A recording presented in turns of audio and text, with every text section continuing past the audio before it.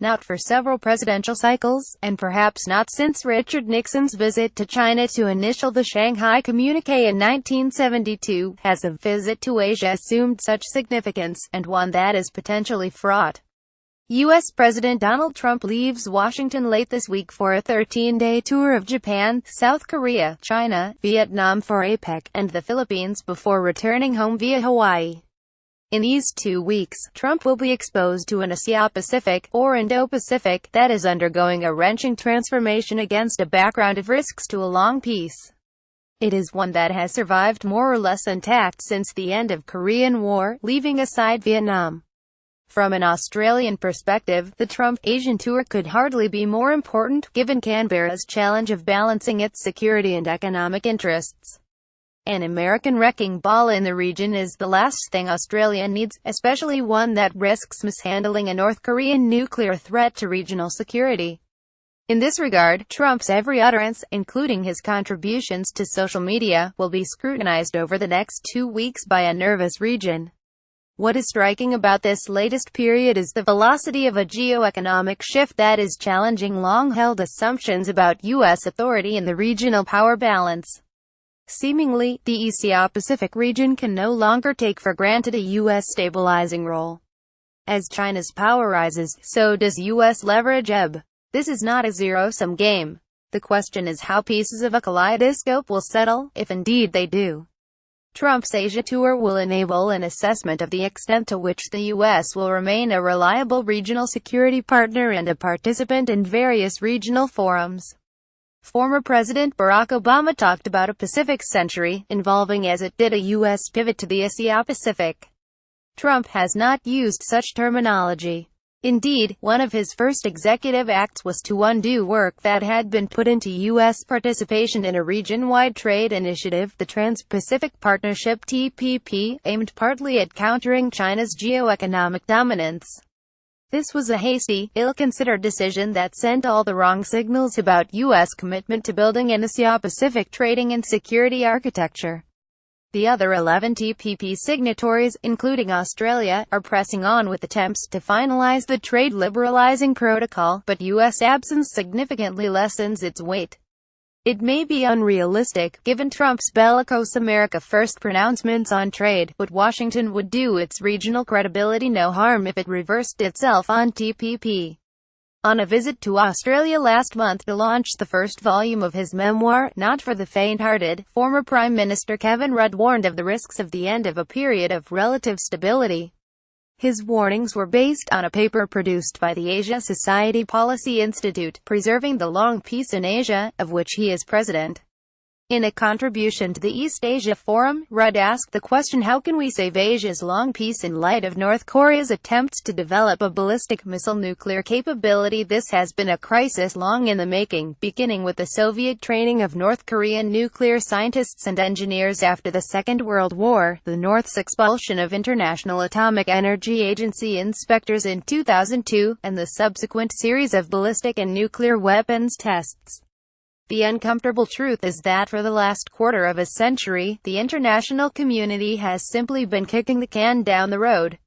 And now, at 1 minute to midnight, everyone is scrambling on what to do about it.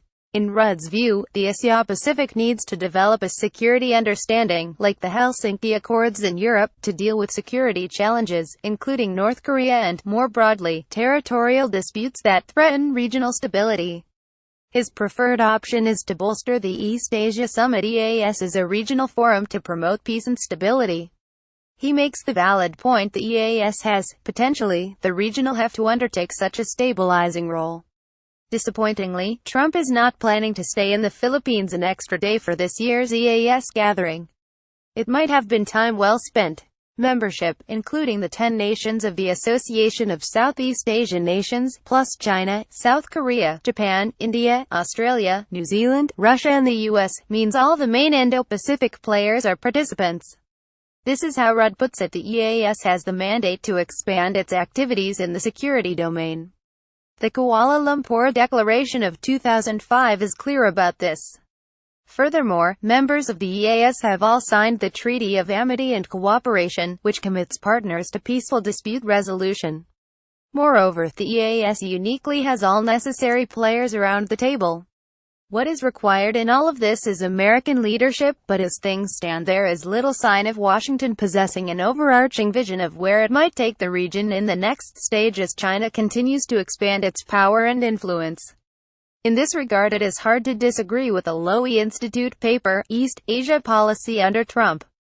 It identified a serious case of drift in American engagement with a region under a president whose knowledge of, and interest in, the Asia-Pacific appears limited at best. U.S. policy on East Asia is thus on autopilot, which presents two distinct risks. First, that of a crisis, whether created by the president or events.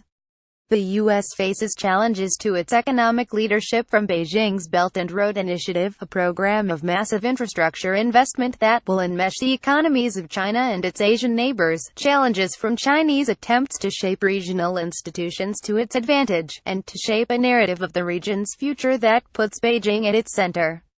It also faces challenges from an increasingly capable Chinese military. All this in a region that is becoming increasingly illiberal, and doubtful of U.S. staying power. This is a fairly bleak assessment of a U.S. ability to engage the Asia-Pacific constructively in this latest period. In fairness to Trump, he remains on a steep learning curve. How all this will play out is anyone's guess. What is the case is there is no more important stop of Trump's itinerary than his visit this coming week to China to engage the newly reinforced ruler Xi Jinping. The China talks, in the lead-up to APEC in Vietnam, are the linchpin of Trump's Asian foray. The two leaders exchanged a visit in April this year when Xi visited Trump in Mar-a-Lago.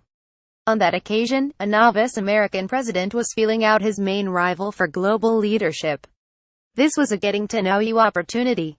However, on this occasion more will be expected of a Trump-Xi encounter on issues like North Korea, concerns over China's mercantilist behavior, and its assertiveness in the South China and East China Seas. While it would be unrealistic to expect a grand bargain to emerge between the leaders of a new bipolar world, what is needed is some clear guidance about U.S. priorities amid the confusion that has accompanied Trump's 9 months in the White House. Laying out some sort of vision for U.S. engagement in the region should be a minimum requirement at a time of considerable uncertainty. Elizabeth Economy of the Council on Foreign Relations put it this way in a CFR blog post: the president can allay regional fears that the United States is commitment-phobic by reinforcing at each step Washington's allies and partners are the cornerstone of U.S. engagement in the region. Reiterating the U.S. commitment to freedom of navigation, free trade, and political freedoms will also reassure regional actors that it still makes sense to buy into a regional order underpinned by a U.S. alliance system. Of course, this trip is only the first step in putting the United States on firmer ground in Asia, after many months of confusing signaling and disruptive initiatives. Expectations for Trump's engagement with the region may be low, but the same could not be said for the stakes at a time of considerable uncertainty and risk.